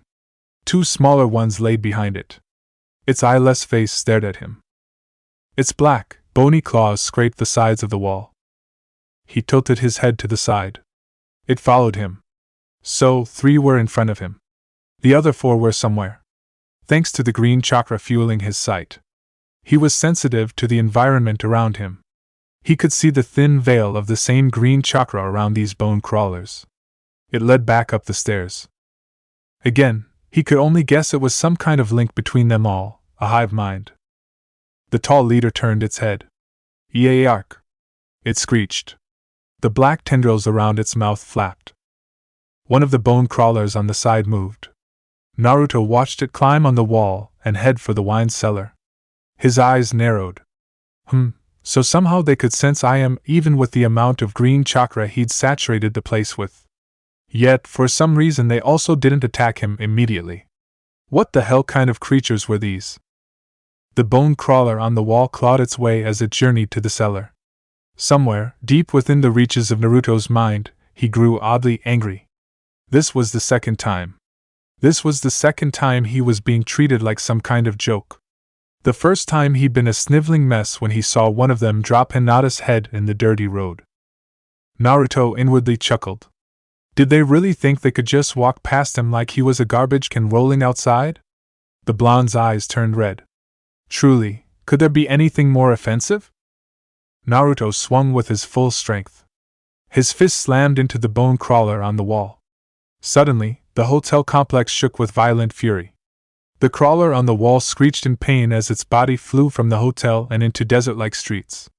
Its body skipped like a stone on water before it crashed into another building. It flew from that building and into another. It finally slammed into a third building. Given how weak those structures were, the stone cracked and fell on top of themselves. The homes and shops of Konoha men and women came crumbling down like a roll of thunder struck the skies. To be honest, Naruto was stunned when he looked at the massive hole in the wall he just made. Unfortunately, he'd have to stifle that shock for now. Clearly, someone was upset. The young shinobi grinned. "One down," he stated. "Reak!" The lead bone crawler roared as it rears its massive claws back. Unfortunately, the room was much too small for it to maneuver. Naruto tightened his gaze and clenched his fist. He slammed his fist into the lead bone crawler. It flew from the room and through the other wall of the hotel complex. The one on the wall screamed as it ran back up the stairs. Naruto picked up on the sounds of crawling on the upper levels. Through the unbearable pain, Naruto steadied his shaking hand. "You won't touch I am Nichin," he thought through a labored breath. The Kyuubi Jinchuriki heard the scratching and clawing upstairs and quickly grabbed a kunai. The green chakra rushed into his eyes. Here they came. Bone Crawler 1 roared as it leapt down the stairs with number 2. Naruto rushed towards them both. Their long limbs clawed at the walls like sharp blades, ready to slice his head from his shoulders. The blonde ducked beneath the strike and swung his legs. "Reak!" One screamed as he slammed his foot into its torso. He launched number 2 through the wall and grabbed the face of number 1. He had to admit, its claws were painful as they dug into the side of his arm. He slammed the creature down into the floorboards. It screamed back at him as he stood over it, ready to plunge his kunai right into its face. However, Naruto wasn't allowed to do so because now number 3 and 4 charged at him. They swung at him, angry, dangerous. Each of them was fast, faster than Kakashi, faster than Jiraiya, but they were predictable.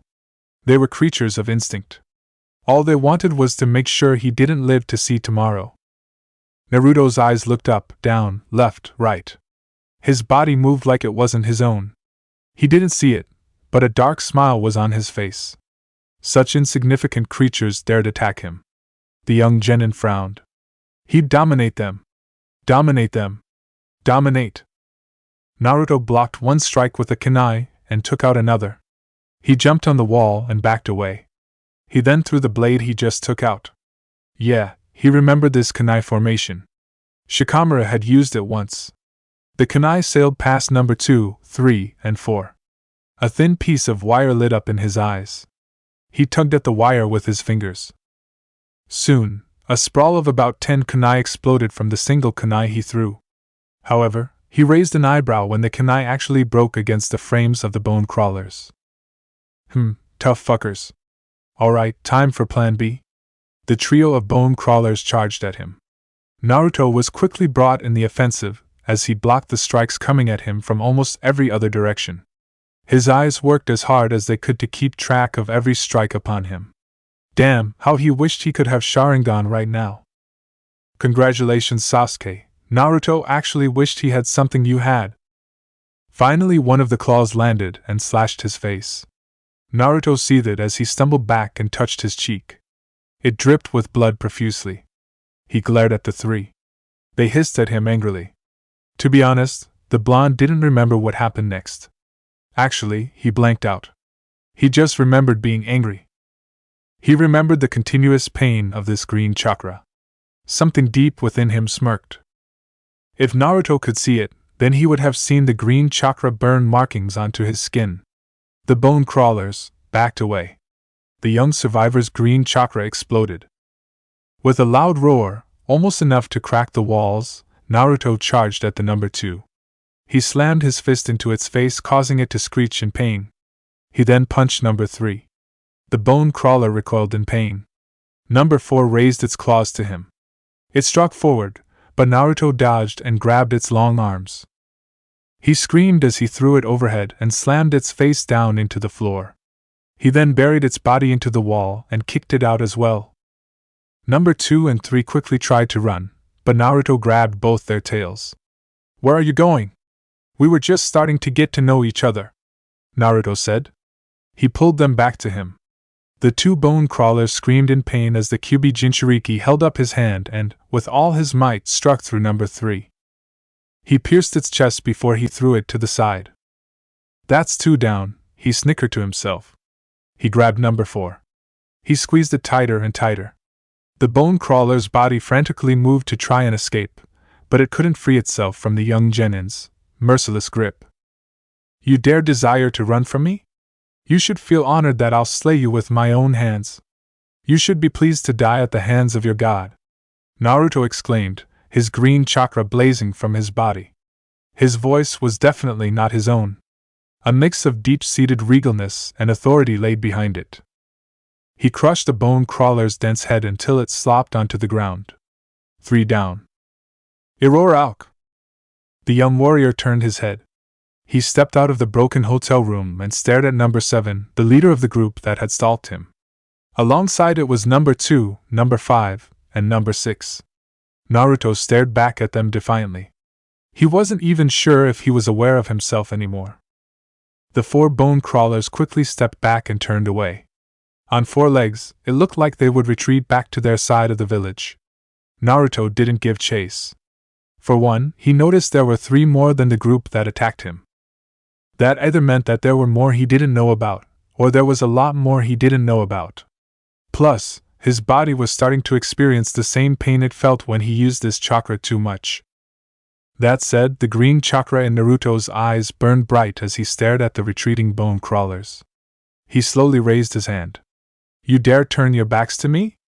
I don't remember giving you the honor." The corrupted blonde spoke as the markings on his face grew larger. The young man held up his hand. If one had a finer sensitive to chakra, then they would have seen 5 green tendrils fly from the 5 points of his fingers. They soared through the air and latched onto the chakra surrounding bone crawler number 6. His eyes gleamed wickedly. As the others ran off, number 6 screeched and writhed while it plummeted to the ground. The blonde stepped to the fallen bone crawler, his eyes filled with the mysterious chakra that he'd unlocked some months ago. "Now, what to do with you?" Naruto said as the disgustingly formed creature wailed beneath the gaze of its captor. Meanwhile, Ayam swallowed as she pressed her ears towards the door. All the fighting had grown quiet, and she grew anxious. The ramen waitress felt utterly pitiful. She should have been out there fighting with Naruto. Instead, she was down in a basement terrified for his life. What if they killed him? What would she tell everyone else? Would she even make it back to them? What were they going to do without Naruto? What was she going to do without him? Ayam paused. She heard something creak. Something heavy was being lifted. She feared the worst and quickly moved. The brunette grabbed a large shelf and knelt on it, her kunai ready. If something did come through, then at least she could quickly pounce on it. She'd then jabbed the kunai in it over and over until it was dead. The basement door unlocked. "I am Michin," Naruto called. Relief filled the woman's body. She jumped down from the ledge. "Naruto, your essay." The ramen waitress felt her words die in her throat. She nearly screamed when she saw the blonde dragging one of the bone crawlers into the room. It screeched weakly. Some type of blood ooze dropped from its tough skin. Now that I got a good look at it, it was more hideous than she'd ever thought of anything. Not even her nightmares looked like it. "Naruto-kun, are you insane? Why are you dragging that thing?" I asked. The blonde smirked. She stared into his eyes. There was an odd reassurance in them. "Dare you doubt me, I am Michin?" he asked, his eyes green like emeralds. When she stared into them, her own eyes gained a green color. "No, Naruto-sama," she replied almost drone-like. Unlike last time, the Kyuubi Jinchuriki smirked. "Good. Now we're going to start your training. This one's been severely disarmed and weakened, but it should at least make you move data bail. Kill this one and I'll make sure it doesn't kill you," he responded. I nodded again. "Yes, Naruto-sama," she replied. The blonde also nodded and threw the bone crawler into the room. He walked over to the steps and took a seat. He observed his friend as she began her bout with the product of these cursed lands. Truth be told, was scared. She was very scared. Even now, the bone crawler hissed and roared at her. A dying animal on its last legs, though it couldn't see her, it knew she was a threat. The blood poured out from its torn arms courtesy of Naruto. He had torn those off before he dragged the creature back down to Iam. Granted, it wasn't as much of a threat as what he'd face. It was enough to get her on the right path. Slowly, Naruto studied the way Iam fought. Her hands were quivering and her fear was evident. She tried little playful jabs which only seemed to irritate the bone crawler. Its black tendrils snapped at her a few times, but her fear kept her fast. She was aware of everything. Was she cowardly? Definitely not. Even though some say cowards live the longest. No, she still stood and fought if she didn't, then that would give Naruto the evidence that she wasn't ready for this. But he saw the look in her eyes. That burning fire to survive in this world that had taken away her father. She'd be strong. She'd be worthy. She'd be beautiful. Thank me later, boy. I do you the greatest service, a voice spoke in the depths of Naruto's head more softer than anything the Kyuubi might speak. The Uzumaki heir just quietly observed. He hoped Iam hurried. His body was punishing him in the worst way. However, he had to keep his chakra active. That was the only thing that kept the bone crawler on edge. The only thing that would keep it from mauling Iam faster than he could get to her. The young woman panted as she took the kunai in her other hand. Damn it, the creature was tough. Tougher than anything she'd ever tried to cut in all her years as an assistant of Ichiraku Ramen. Even when she did manage to strike it without getting her head eaten, it barely flinched. How did Naruto expect her to take it down? With just a kunai, no less. Minutes passed by, how many, the ramen waitress didn't know, but slowly she stopped being so terrified of the beast. Oh sure, it scared the hell out of her, but not because of its appearance. No, in some messed up way her mind had rationalized it so that she could spare some energy doing something else. It was just a big dog. A big dog with no limbs, no eyes, no ears, and extra flesh for a scalp, with tendrils like a curtain over its mouth. Yeah, just a big dog. Maybe wolf was better. Either way, that still didn't solve her problem. Though she felt braver facing the creature, she still couldn't cut it. It's like it was impervious to human strength. Its bones were harder than stone. If it had arms, it could easily overpower her. Okay, maybe she had a better evolved brain than it. She could lead it into some traps, but there was no room here. There was nowhere to go. There was nowhere to lead it to. What could she do? The bone crawler charged at Iam, and she danced out of the way. Oddly enough, it reminded her of those many taijutsu sessions given by Kosuke. The push and pull of battle. The give and take of survival. What could she give and what could she take? She panted. The more this went on, the longer Naruto grew worried. The green chakra was slowly leaving his body. It couldn't take the strain anymore. He was also slowly coming to his senses. Why was he making Ayam do this? No, how did he even get here? The last thing he remembered was the cut from one of the other bone crawlers. Everything seemed dark after that. Now, he was here watching Ayam face against one. Naruto got to his feet, but he was too late. The bone crawler roared as it pounced on Ayam. Both crashed into one of the wooden crates in the corner, as the Kyuubi Jinchuriki widened his eyes.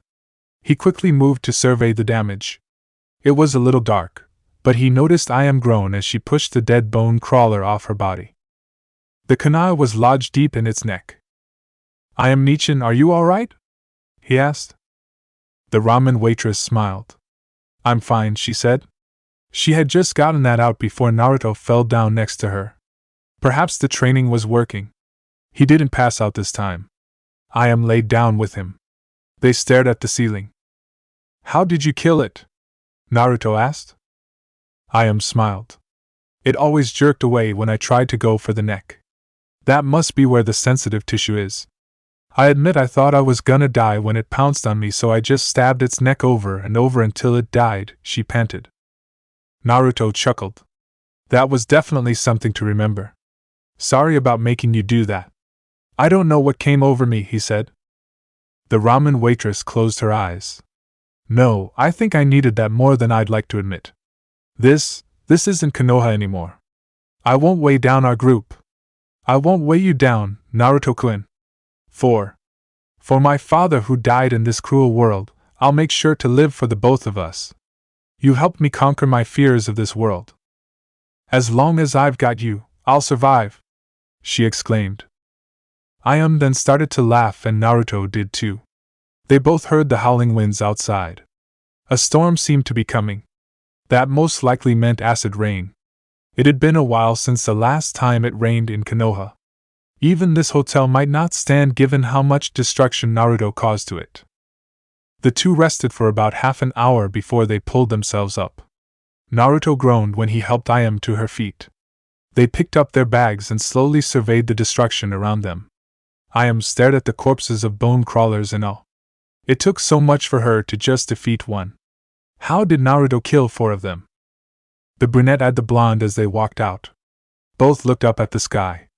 Clouds were gathering more than usual. The smell of rain was upon them. Naruto took out his map while Ayam looked over his shoulder. The wind breezed through their hair carrying dust, debris, and more remnants of their dying world. The older companion watched a lone suitcase drag itself across the ground into the distance. The latter blocked his face from a flying can. Dare they count again? Another building fell to the ground, to be forgotten and covered by the sand. Then a second, third, and fourth. A lot of the areas of the village had actually been destroyed. When Naruto and Ayam looked out, Konoha seemed more like the lands of Suna. Both had seen images of the village hidden in the sand before. Large sand dunes covered debris. Homes and structures that hadn't fallen were also being covered. Whatever laid in them would be gone, crushed by the weight of accumulating dust and dirt. Then, there was the coming rain. It too would bring it all crashing down with no place left to go. In the end, even if they didn't run out of supplies, they might have to leave just because of the fear of the sands crushing the entrances to the tunnels. They'd be stuck down there. How long they even had left, the blonde didn't know, but, given the way the weather seemed to be growing stronger, they probably had less than 2 months before Konoha became a barren wasteland. Hell, it actually looked like that even now. Large areas, or dry spots as Naruto called them, separated parts of the village from others. Those were the spots where some buildings laid before they broke down as well. Most of the buildings still standing were of stronger material. They would probably keep standing, but as far as being habitable, Naruto wasn't sure. Who knew, maybe one day they could return to this place once it was all done. The only question was, would it still be Konoha? Naruto grabbed Ayam's hand and guided her down some other streets. They continued their looting. They grabbed as much as they could carry. The former also made a note that he might have to head back to the Shinobi district. Their group would need all the weapons they could handle. Naruto grabbed toilet paper, paper towels, bars of soap, shampoo, conditioner, and more household items. He picked up some mirrors, combs, toothbrushes, toothpaste, and other conveniences. I.M. packed up pillows, beds, mattresses, sheets, and clothes. Neither decided to speak on the horrors they'd seen. The young man saw melted shinobi flak jackets, who they belonged to didn't matter, and broken human bones. The young woman watched a skull roll down the street to parts unknown. She raided a house and sighed. Survivors must have been here because there was writing on the wall. The end is nigh. May Kami have mercy on our wicked souls. Kami, I.M. chuckled. She wondered if the gods had abandoned them, or if there were even gods at all. Maybe they just got sick of all the human violence, and thought to erase it all. Maybe this was just the end of humanity's time as the dominant species. Maybe this was just the universe's way of saying fuck you. Who could say? If there was any guilt about them raiding the homes of their friends, they didn't show it. The two split up briefly. Naruto entered the Nara compound while I.M. checked the surrounding buildings. The former tried not to let the piles of boned corpses bother him. One of them could be Shikamaru for all he knew, but he didn't cry. In fact, since Hinata's death, he'd been out of tears lately. The young genin had been friends with Shikamaru. He knew his family was into the medicine business. Hell, back during his time as a runner, Naruto actually delivered some medicinals to the crime lords in the area. They actually ran a high price. Surprisingly, it wasn't that hard to collect everything. He wasn't sure why there wasn't some kind of defense seal in place, but he'd just count his blessings. He took everything they had and left their stores empty. He offered the Nara clan a silent prayer before he left. He and I.M. met up. She showed him all the things she'd collected from the Akimichi clan. Boxes filled with food and books for nutrition and recipes. He had to laugh when I.M. said she'd be thrilled trying to make some of them. Naturally, both also cleaned out the clan's wealth stores. Turns out, the clan funds were much more than even they thought. They stored them all and finally they couldn't store anymore. Just in time too. Both gasped as a loud boom of thunder cracked the sky. A piece of lightning struck the ground and lit the village in flames. No doubt the wind would carry it far. Either that or the rain would do something. Come on, I.M. let's go home, Naruto said. I.M. agreed. Yeah, she definitely had enough excitement for one day. They picked up their things and started their trek, but I.M. gave a brief pause. She saw something and ran into a store. Naruto waited for her. She quickly ran out. He asked her what she got, but she wouldn't tell him. He just shrugged his shoulders and they ran back home. Both counted their blessings. They had just closed the doors beneath the Hokage mansion when the rain started up. They tried to cover the door with some sand, just to make sure the acid rain wouldn't get through before they made it back into the tunnels. Naruto helped I.M. down, and they continued in their trek below the surface. Even now, the sounds of the rain outside, hissing steam and smoke on whatever they touched wasn't lost on them. The latter of the duo wondered if one day she would wake up with their bunker covered in sand from the acid rain. After working themselves through the tunnels, I.M. and Naruto found themselves home. The sounds of training and combat became apparent. They knocked on the door the precise number of times to enter, and opened it. The familiar barrels of fire were a nice thing to see. In one of the hallways, Kurenai and Kosuke were training Tenten and Shino with the shinobi tools that Naruto acquired before. The four quickly moved to greet them. Welcome back, you guys. Find anything? Naruto, what happened to your face? Tenten asked as everyone saw the large scar over one of his eyes. He frowned as he placed his bags down. We got jumped by 7 bone crawlers. One of them got me, I guess, he replied with a rough smile. Kurenai quickly checked his face. Her eyes narrowed. As expected of the holder of the most powerful bijou. The scar on his face was already healing. Well, at least you're alright. Be sure to disinfect it, she told him. He agreed. Then he and I.M. placed their bags on the table. Alright, we got a ton of stuff. It's gonna take a while to sort it all. Kurenai-san, how good are you with money? The blonde asked. Well, I wasn't in debt if that's what you're asking, she replied back. That got everyone to chuckle a moment before Naruto tossed her a scroll. That's all the money we've looted around the civilian district, homes, stores, and shops. I want you in charge of it. I sure as hell can't do it, Naruto remarked. Kurenai took the scroll and sighed. Ah, an accountant. Well, she definitely wasn't that good with money, but she wasn't that bad either. Sure, she replied. Of course, should she remind him that she'd need him to unseal the contents? Probably, but not now. While everyone got themselves situated, they all suddenly heard a peaceful, classical, jazzy melody roll through their bunker. Curious, everyone turned around and noticed I.M. placed down a modern record player. I found it back in a store with some batteries. I thought we could all use something nice to listen to, she said. Everyone smiled as they began to work. The different sounds of trumpets, flutes, and other instruments relaxed them all. Naruto quickly disinfected his face while he unsealed all that he and I.M. had gotten. The melody was rather nice to hear in these dying times. While they all worked, everyone remembered what Naruto had spoken about. They would need to leave Konoha. None of them thought it possible, or maybe they didn't want it to be possible. However, the longer they worked it out, the longer they knew the Kyuubi Jinchuriki was right. If there were any higher officials in Konoha, surely something would have been planned by now. They couldn't just operate on the what-ifs. That would get them killed.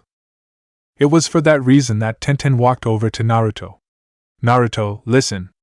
I swear I didn't mean what I said earlier today.